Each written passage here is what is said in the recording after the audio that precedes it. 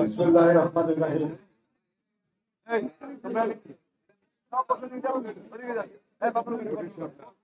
ঐতিহাসিক 7ই নভেম্বর জাতীয় বিপ্লব ও সংহতি দিবস উপলক্ষে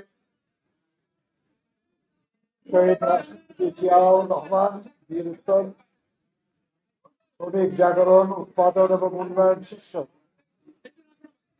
আজকের এই আলোচনা সভা মাননীয় সভাপতি, জাতীয়তাবাদী শ্রমিক দলের সভাপতি জনাব আনোয়ার হোসেন, আজকের এই অনুষ্ঠানের সম্মানিত বিশেষ অতিথি, বাংলাদেশের পেশাজীবীদের আন্দোলনের অন্যতম পুরোধা এবং আমাদের সকলের প্রিয় মা দেশনেত্রী বেগম খালেদা জিয়ার অসুস্থ সময়ে যিনি সবচেয়ে বেশি সময় সবচেয়ে কাছে থেকে তিনি তার চিকিৎসার দায়িত্ব নিয়ে কাজ করেছেন,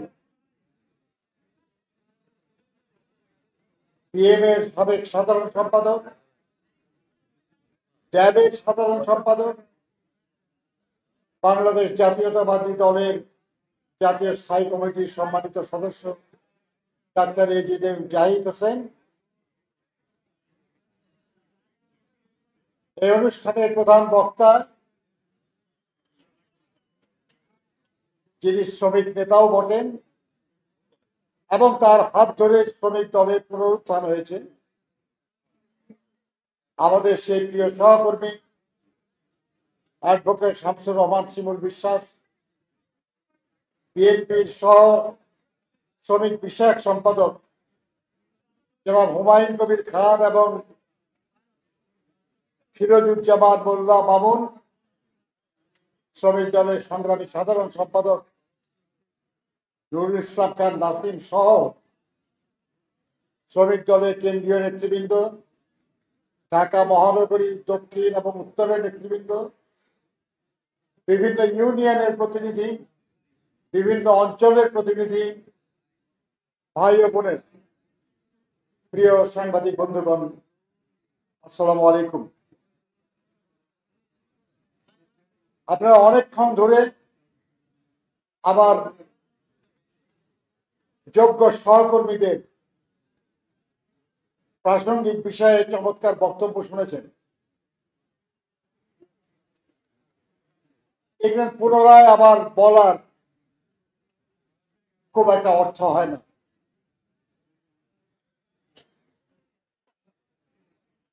7ই নভেম্বরে এখানে যারা উপস্থিত আছেন তাদের মধ্যে অনেকেই আছেন যারা হয়তো সেটা সাক্ষী, অনেকেই আছেন এটা বোঝার বয়স তাদের হয় নাই, আবার কেউ আছেন হয়তো তখন জন্মও হয়। এই জন্য একটু জানা দরকার 7ই নভেম্বর কিভাবে সংগঠিত হলো, সেই সময়ে দেশের রাজনৈতিক, প্রশাসনিক, অর্থনৈতিক অবস্থা কেমন ছিল এবং কোন পরিস্থিতিতে শহীদ রাষ্ট্রপতি জিয়াউর রহমান বীর উত্তম সেদিন দায়িত্ব নিয়েছিলেন এবং কিভাবে তিনি সেই সংকট মোকাবেলা করেছিলেন। এই বিষয়টা জানা খুব জরুরি, না হলে 7ই নভেম্বরের আলোচনার কোনো অর্থ হয় না। আপনারা জানেন যে আমরা ৭১-এর মুক্তিযুদ্ধের মাধ্যমে বাংলাদেশকে স্বাধীন করেছিলাম। মহান স্বাধীনতা যুদ্ধের প্রধান আকাঙ্ক্ষা ছিল গণতন্ত্র পুনঃপ্রতিষ্ঠা। স্বাধীন বাংলাদেশে গণতন্ত্র হবে প্রধান বিষয়, কারণ গণতন্ত্র মানা হয় নাই বলেই কিন্তু যুদ্ধটা হয়েছে। জাতীয় সংসদে সংখ্যাগরিষ্ঠ যারা হয়েছিলেন তাদের হাতে যদি ক্ষমতা দিয়ে দেওয়া হতো তাহলে মুক্তিযুদ্ধই হয়তো হতো না, কিন্তু তারা মানে নাই গণতন্ত্র বলেই আমাদেরকে যুদ্ধ করতে হয়েছে। কিন্তু কি দুর্ভাগ্য আমাদের যে আমরা যে গণতন্ত্রের জন্য লড়াই করেছিলাম, যে বৈষম্য থেকে মুক্তির জন্য লড়াই করেছিলাম,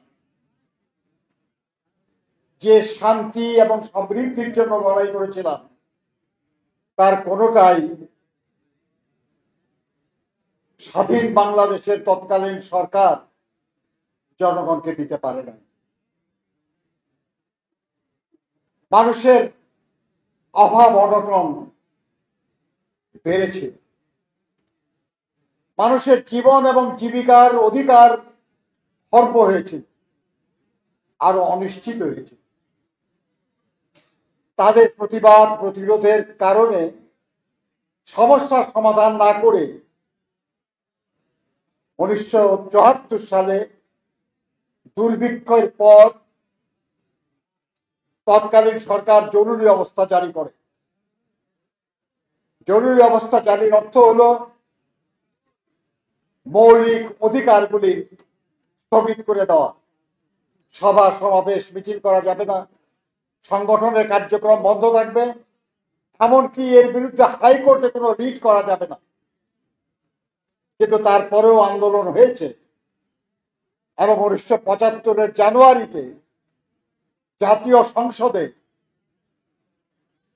একটা অভিনব পন্থায় সংবিধানের আমূল পরিবর্তন করে বহুদলীয় গণতন্ত্রকে কবর দিয়ে একদলীয় স্বৈর শাসন বাকশাল কায়েম করা হয়েছে।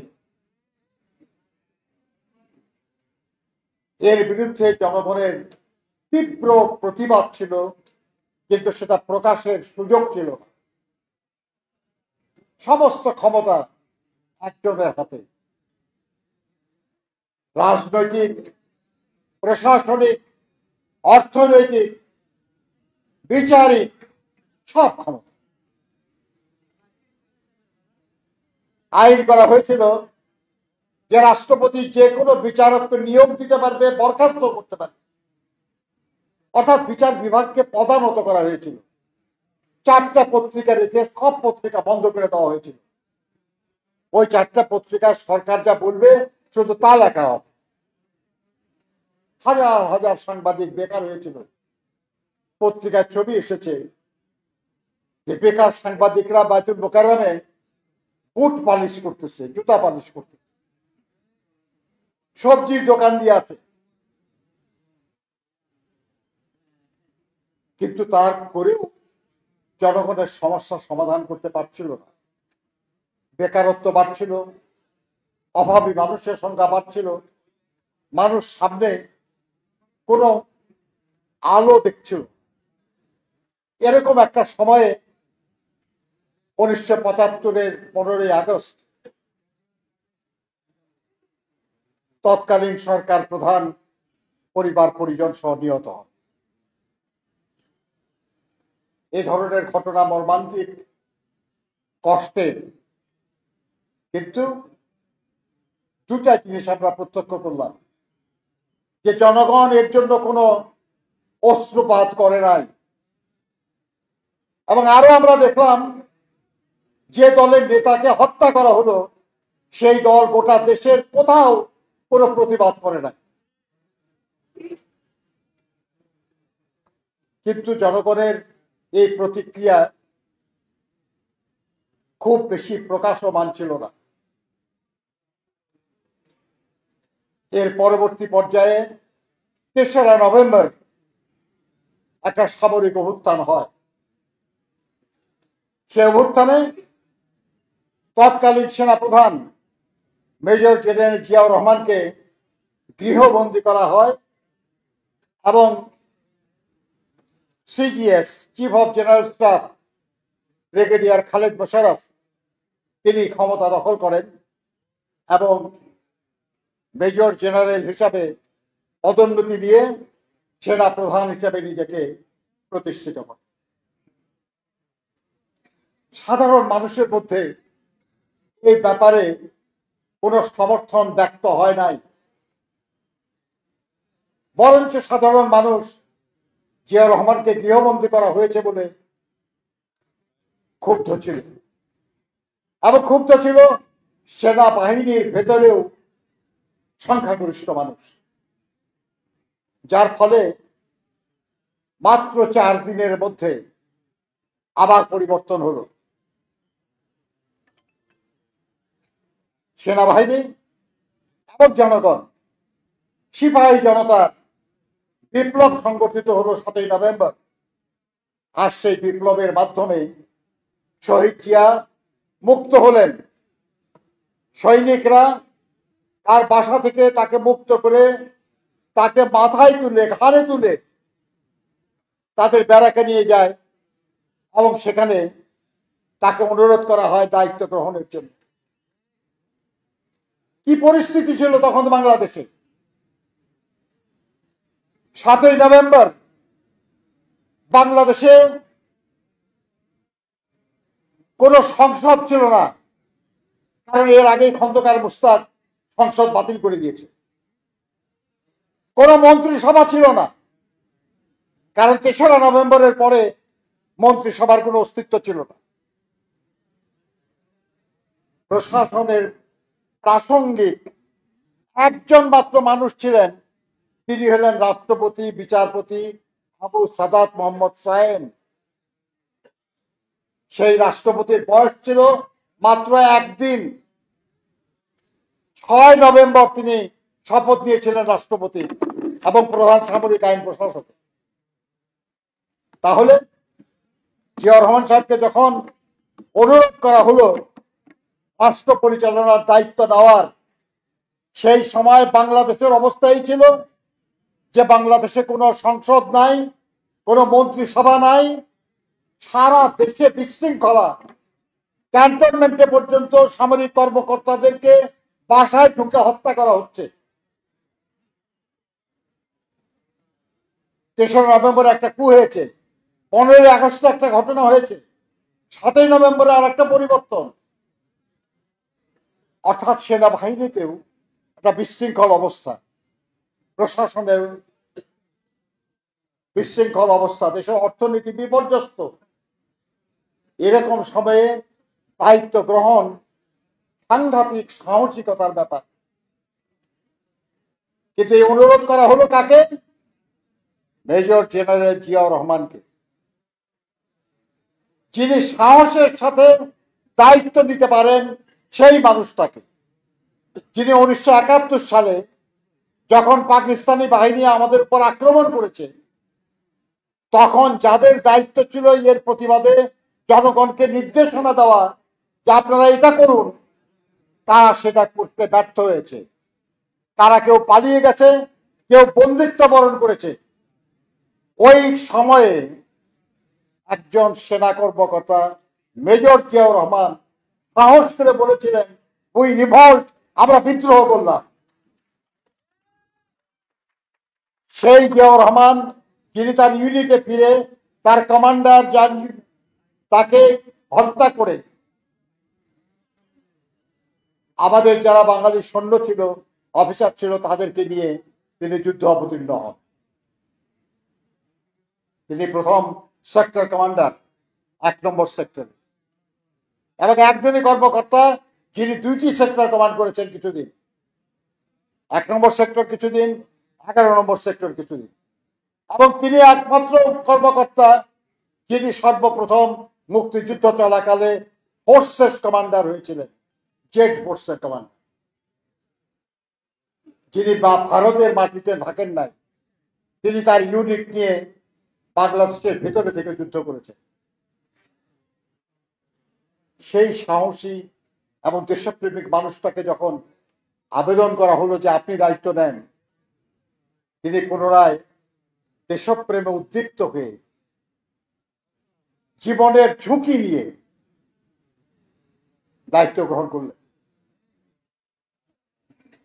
জনগণের সামনে যখন তিনি আসলেন, আমি মেজর জেনারেল জিয়া বলছি, জনগণ আশ্বস্ত, হ্যাঁ এবার শান্তি হবে, এবার হয়তো পরিবর্তন হবে, যেটা আমরা চাই।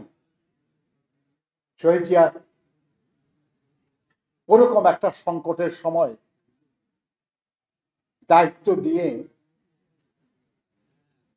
অনেকগুলি যুগান্তরকারী কাজ করে ফেললেন। একটা জিনিস আপনাদেরকে বলি, একটা প্রবাদ আছে আর কি, যে কে নেতা কে হতে পারে। বলা হচ্ছে যে নেতা তিনি হতে পারবেন who knows the way, shows the way and goes the way. নেতা হবেন তিনি যিনি জানেন যে সমস্যাটা কোথায় এবং তার সমাধানের পথ কি, এটা যিনি জানবেন তিনি হলেন নেতা। কিন্তু ওইটুকু না, শুধু তিনি এটা জানবেন এবং জনগণকে সেই পথ দেখাবেন এবং নিজে সেই পথে চলবেন, ইনি হলেন নেতা। এবং জিয়া রহমান সেই নেতা ছিলেন। তিনি দেখলেন যে যে দেশে দুর্ভিক্ষে লাখো মানুষ জীবন দিয়েছে, সেই দেশে খাদ্য উৎপাদন না বাড়ালে মানুষের কল্যাণ হবে না। তিনি গ্রামে গ্রামে গেলেন, তিনি জনগণকে উদ্দীপ্ত করলেন যে আপনারা ফসল ফলান, বেশি বেশি করে প্রতি জমি চাষ করেন। এবং তিনি অনুভব করলেন, লোকজনের সঙ্গে কথা বলে বুঝলেন যে খরার সময় পানি না থাকার কারণে বাংলাদেশের বিপুল ভূমি অনাবাদি থেকে যায়, ফসল হয় না। উনি নদী এবং খাল খনন কর্মসূচি শুরু করলেন স্বেচ্ছাশ্রমে, জনগণকে সাথে নিয়ে, সরকারের কোনো খরচ না করে। অসংখ্য খাল খনন করা হলো, নদী খনন করা হলো, এবং সেখানে পানির প্রবাহ বাড়ল এবং সেচে ব্যবহার করা গেল। অনেক জায়গা আছে যেখানে খাল নাই কিন্তু পানি দরকার। উনি মেশিন টুলস ফ্যাক্টরি এবং ডিজেল প্ল্যান্টে ডিপ টিউবওয়েল এবং পাওয়ার টিলার বানানো শুরু করলেন এবং সেসব জায়গায় গভীর নলকূপ স্থাপন করে সেখানে পানি উত্তোলন করে পানি সেচের ব্যবস্থা করলেন। বাংলাদেশে খাদ্য উৎপাদন প্রায় দ্বিগুণ হয়ে গেল 2 বছরের মধ্যে। মানুষের খাদ্যের প্রয়োজন ওইভাবে মিটেছে। এবং শুধু মিটে নাই, রেকর্ড হলো যে দেশে দুর্ভিক্ষে লাখো মানুষ মারা গেছে, সেই দেশ থেকে আমরা গিনির দরিদ্র মানুষদের জন্য আমরা চাউল পাঠাতে পেরেছিলাম বাংলাদেশ থেকে। কত বড় পরিবর্তন ভাবেন। আমাদের এই বাংলাদেশের শিল্পগুলি বন্ধ হয়ে যাচ্ছিল, একটার পর একটা শিল্প বন্ধ হচ্ছে, পাটের গুদামে আগুন লেগে পুড়ে যাচ্ছে, প্রতিদিনের পত্রিকায় এইসব খবর। সেই কারখানাগুলিকে জিয়া রহমান উদ্দীপ্ত করলেন, শ্রমিকদের, মালিকদের, সবাইকে। যেখানে 1 শিফটে চলতো সেটা 2 শিফটে, যেখানে 2 শিফটে সেটা 3 শিফটে চালানো শুরু হলো। এবং এখানে পাট কলের শ্রমিক নেতারা আছেন, জানেন তারা যে তারা জীবনেও কোনোদিন ইনসেন্টিভ বোনাস পায় নাই। জিয়া রহমানের সামনে আমলে তারা ইনসেন্টিভ বোনাস পেয়েছে। চিনি উৎপাদন এত বেড়েছে যে আমরা চিনি রপ্তানি করেছিলাম সেই সময়। ওই সময় প্রথম শহীদ জিয়ার উদ্যোগে আমাদের যে দক্ষিণাঞ্চলে বিরাট সমুদ্র, সেই সমুদ্রে মাছ শিকার শুরু হয়। মাত্র 2টা ট্রলার দিয়ে তিনি মাছ শিকার শুরুর ব্যবস্থা করেছিলেন এবং উনি জীবিত অবস্থায় 32টা ট্রলার হয়েছিল এবং $50 কোটি ডলারেরও বেশি রপ্তানি হয়েছিল মাছ। আজকে লাখো শ্রমিক কাজ করে সেখানে। উনি দেখলেন যে দেশের মানুষ গরিব, তারা বেকার, হালাল উপার্জন করতে চায় দেশের মানুষ, কিন্তু তাদের কাজের ব্যবস্থা নাই। উনি চিন্তা করলেন এমন একটা শিল্প যে শিল্পের লোক বেশি লাগে কিন্তু দক্ষতা বেশি লাগে না। অনেক চিন্তা করে বের করলেন গার্মেন্ট শিল্প, তৈরি পোশাক শিল্প, যেখানে লোক বেশি লাগে কিন্তু দক্ষতা বেশি লাগে না। কিছুদিন ট্রেনিং দিলে লোকরা কাজ করতে পারে। শুরু করলেন সেটাকে শিল্প হিসেবে মর্যাদা দিলেন। তাদের ব্যাক টু ব্যাক এলসির ব্যবস্থা করলেন, তাদের বন্ডেড ওয়্যার হাউসের ব্যবস্থা করলেন যাতে তারা এক্সপোর্ট করতে পারে। এবং প্রথম রিয়াজ গার্মেন্টসের মাধ্যমে ফ্রান্সে 10,000 পিস শার্ট বানানোর মাধ্যমে তিনি গার্মেন্ট শিল্পের সূচনা করে দিলেন। এবং আজকে বাংলাদেশে 40 লক্ষের বেশি মানুষ সেখানে কাজ করে এবং দেশের বৈদেশিক মুদ্রার সিংহভাগ অর্জন হয় গার্মেন্ট শিল্পের মাধ্যমে। কার হাত দিয়ে? এটা শহীদ জিয়ার হাত দিয়ে। কখন? এই 7ই নভেম্বরের পরিপ্রেক্ষিতে তিনি ভাবলেন যে আমাদের দেশে কর্মসংস্থান তো সবার করা যাবে না, তাহলে কি করা যাবে? মিডল ইস্টের যারা ছিলেন আমাদের বাদশাহ, যারা আমির, যারা, তাদেরকে, জিয়াউর রহমান সাহেবকে তারা সবাই খুব পছন্দ করতেন, সম্মান করতেন। জিয়াউর রহমান সাহেব তাদেরকে অনুরোধ করলেন যে আপনাদের টাকা আছে কিন্তু আপনাদের কিছুই তো নাই, আপনার কোনো মিল ফ্যাক্টরি নাই, আপনাদের রাস্তাঘাট ভালো না, এগুলো আপনারা করেন না কেন? তারা বলে যে আমাদের লোক নাই করার, আমরা পারি না। উনি বললেন যে আমি দিব, আমি ইঞ্জিনিয়ার দিব, টেকনিশিয়ান দিব, লেবার দিব, আপনারা কাজ করেন। তারা রাজি হলো এবং শুরু করলেন 1976 সালের 6টা মিডল ইস্টের দেশে 8,500 শ্রমিক পাঠানোর মাধ্যমে উনি যে শুরু করেছিলেন জনশক্তি রপ্তানি। আজকে 1 কোটিরও বেশি বাংলাদেশি বিশ্বের বিভিন্ন দেশে থাকে এবং তাদের পাঠানো রেমিটেন্স আজকে বাংলাদেশের অর্থনীতির একটা মূল স্তম্ভ। তাহলে বাংলাদেশের অর্থনীতির মূল যে 3টা স্তম্ভ, একটা হলো কৃষি, একটা হলো তৈরি পোশাক, একটা হলো রেমিটেন্স, এই 3টেই শহীদ জিয়ার হাতে। এই 3টেই 7ই নভেম্বরের ফসল, এই 3টেই বিএনপির অর্জন। এছাড়া তো আর অসংখ্য ব্যাপার আছে। আমরা আজকে শ্রমিকদের ব্যাপারে আলোচনা করতে বসছি। খেয়াল করেন, 71 সালে বাংলাদেশ স্বাধীন হয়েছে, কিন্তু বাংলাদেশের প্রথম শ্রমনীতি 1980 সালের 1 মে শহীদ জিয়ার হাতে। শহীদ জিয়া শ্রমিকদের কল্যাণের জন্য নতুন নতুন কাজ করেছেন। আমাদের দেশে শুধু একটা IRI ছিল টঙ্গীতে, উনি আরো 3টা IRI করলেন, চিটাগং, রাজশাহী এবং খুলনা, ইন্টারন্যাশনাল রিলেশনস ইনস্টিটিউট, যেখানে শ্রমিকদের ট্রেড ইউনিয়নের উপরে প্রশিক্ষণ দেওয়া হবে। 17টা নতুন লেবার ওয়েলফেয়ার সেন্টার করলেন, যেগুলো আগে ছিল সেগুলোকে কার্যকর করলেন। হেলথ অ্যান্ড সেফটি মিউজিয়াম করেছিলেন। অনেক পরিকল্পনা ছিল তার। শ্রমিকদের জন্য স্বল্প মূল্যে আবাস করার জন্য বিল্ডিং করা হচ্ছিল। শ্যামপুরের এদিকে যদি যান আপনারা দেখবেন এখানে 2টা বিল্ডিং আছে, ছোট ছোট ফ্ল্যাট, এটা শ্রমিকদের জন্য। একই রকমের চিটাগং এবং খুলনা আছে, সেখানে শিল্প এলাকা, সেখানে উনি করা শুরু করেছিলেন। আল্লাহ তাকে অনেকদিন বাঁচতে দেন নাই, নিয়ে গেছেন। যদি তিনি বেঁচে থাকতেন তাহলে হয়তো শ্রমজীবী মানুষ বুঝতো যে কত কিছু তার ভাবনায় ছিল তাদের কল্যাণের জন্য। তার সময়ে এই কমিশন, ওয়েজেস কমিশন ডাকাতি প্রাইভেট সেক্টরের শ্রমিকদের জন্য সবচেয়ে বেশি পরিমাণে, প্রায় 19টা সেক্টরে মিনিমাম ওয়েজেস হয়েছিল। এগুলো তো সহজ না। আমাদের সেটা শ্রম আইনে ত্রিপক্ষীয় আলোচনায় মালিকরা তাদের ছোটখাটো অফিসারদের পাঠাতো, তারা কোনো মেজর ব্যাপারে ডিসিশন দিতে পারতো না, আলোচনা ব্যর্থ হয়ে যেত। তিনি আইন করে দিলেন যে ত্রিপক্ষীয় আলোচনায় মালিক পক্ষ থেকে এমন লোককে পাঠাতে হবে যে সিদ্ধান্ত দিতে পারে, আর যদি না পাঠায় তাহলে এটা শাস্তিযোগ্য অপরাধ, এর জন্য মালিকের শাস্তি হবে। এটা তো অনেক বড় ব্যাপার, মানে ছোটখাটো না। আজকে যে TCC আছে, যে ত্রিপক্ষীয় পরামর্শ পরিষদ, Ziaur Rahman ILO convention 144 ratify করলেন, ওরা তার প্রেক্ষিতে এই TCC গঠন করেছিলেন। অর্থাৎ যুগান্তকারী। মানে ছোট, আপনাকে 10 টাকা দিলে একটা ব্যাপার, কিন্তু আপনাকে যদি আপনার সংসারের জন্য, আপনার পেশার জন্য একটা নতুন কোনো সুযোগ করে দেওয়া হয়, যেটার ফল আপনি দীর্ঘদিন ভোগ করবেন, সেটা ভালো নাকি আপনাকে আমি 200 টাকা দিলাম এটা ভালো? জিয়াউর রহমান তো করতেছিলেন এটা, যেটা আমরা দীর্ঘস্থায়ী আমরা বেনিফিট পাবো, এরকম কাজ তিনি করতেছিলেন, মনে রাখবেন। এখন বলি আপনাদেরকে যে একটা মানুষ,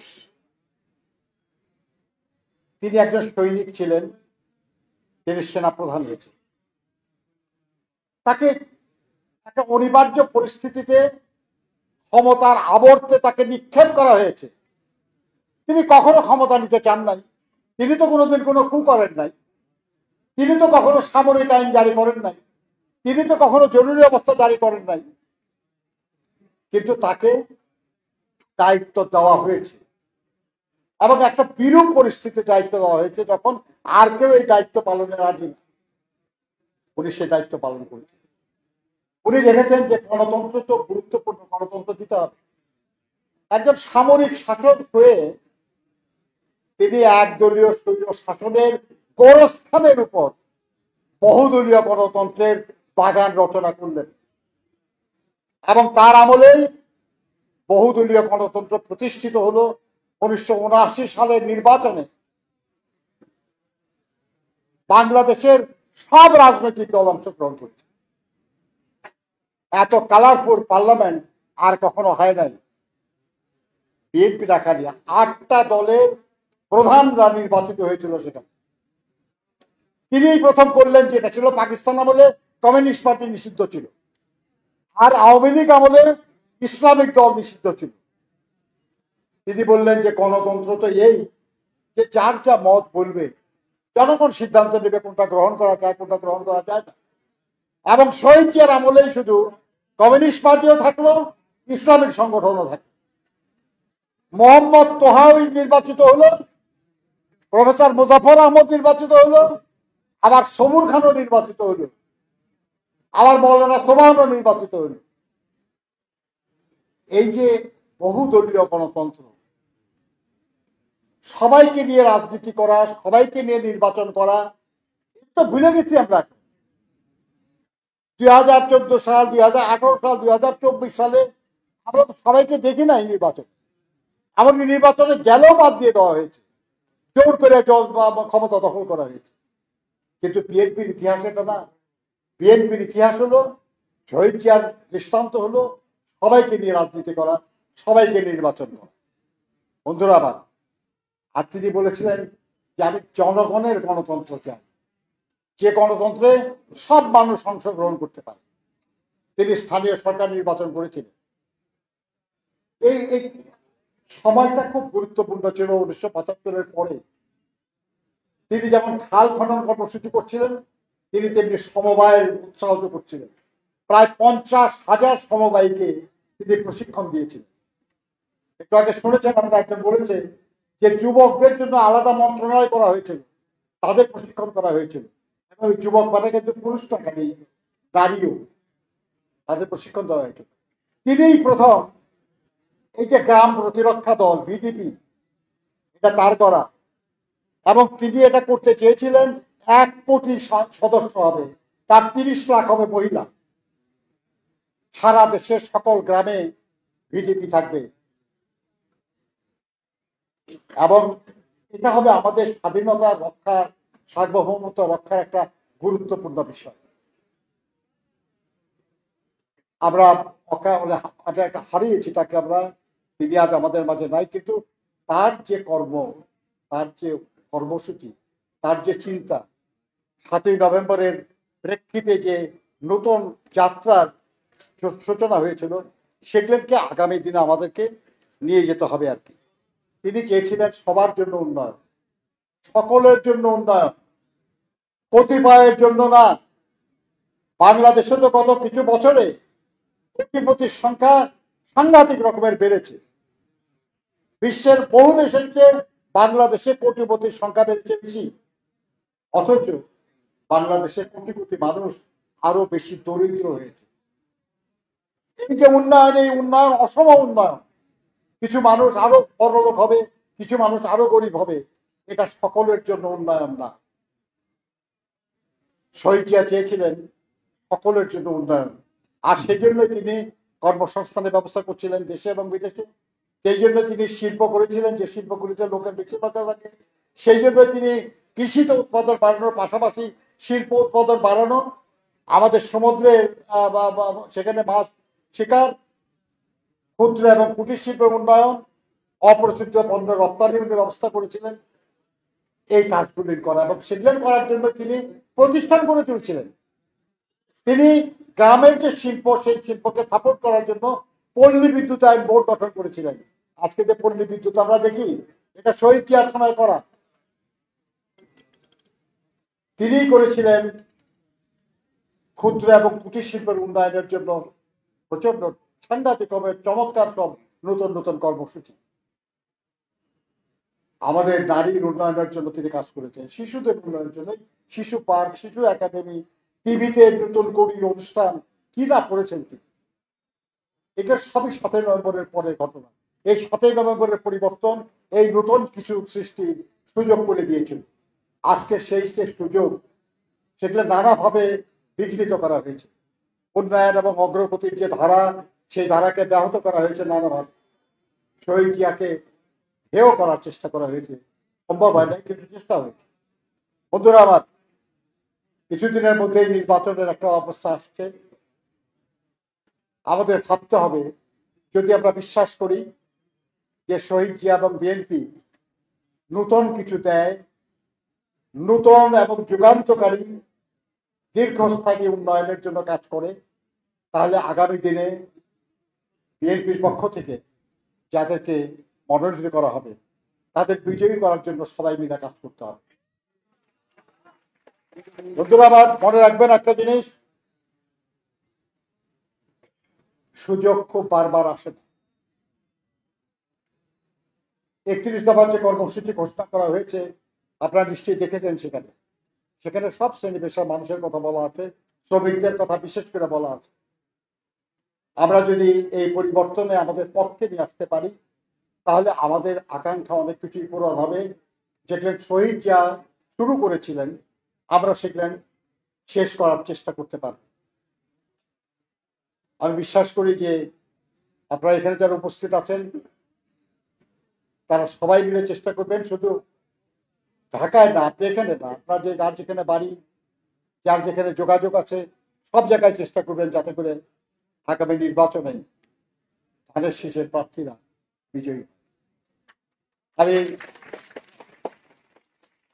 ধন্যবাদ জানাই জাতীয়তাবাদী শ্রমিক দলকে আজকের এই চমৎকার অনুষ্ঠানের আয়োজন করার জন্য, আর আমাদের নেতৃবৃন্দ, ঢাকা মহানগরী উত্তর এবং দক্ষিণের নেতৃবৃন্দ যারা আমি দেখেছি অনেক বড় বড় মিছিল দিয়ে এসেছেন, তারা বিভিন্ন ইউনিয়নের নেতৃবৃন্দ যারা এসেছেন, সবাইকে আন্তরিক ধন্যবাদ।